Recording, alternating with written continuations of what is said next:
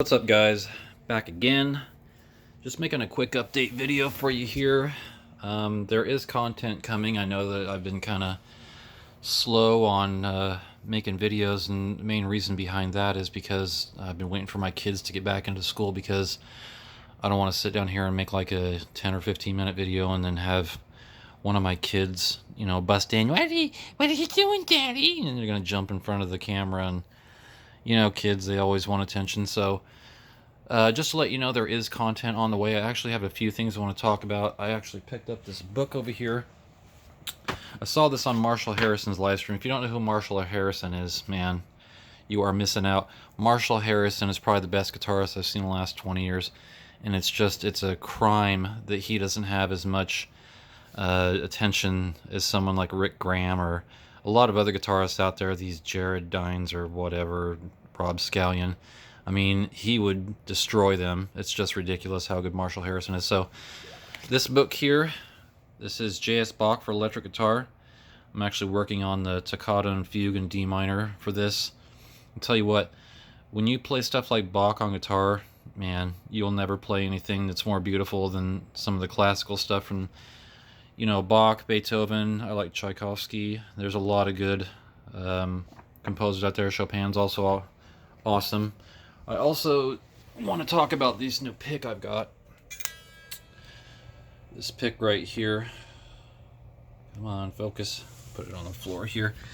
I tried these new picks here. They're a lot different than the ones I used to have. Come to a point, but really good for sweeping. I also bought some other ones. This is what I used to use. So these are the ones over here. I used to use these Dunlop Tortex. This is like a 1mm. Is that 1mm? Yeah, something like that. But this one, you can see a lot smaller, a lot more efficient. This one here stays on the string longer. This one doesn't, but I'll get into all that when I make my pick video. Also, some other ones I want to review are these here I picked up. These are also Hex Pick Clayton. It's got this hole in the middle. Maybe it's just so your hand doesn't sweat. But I'll talk about all that in another video. And my Behringer here. For those of you that don't know, I bought this just so I have something portable. Maybe if I want to go upstairs and play my guitar or something, I don't have to drag it around. For those of you that don't know, I do have an Axe-Fx 2. That right there is a monster. The Axe-Fx 2 is probably the best rack unit I've ever bought. I've had a Digitech GSP 21 Legend. I've had a GSP 5. I've had a lot of racks, but the Axe-Fx 2 is probably the best one I've ever had. Definitely worth the money.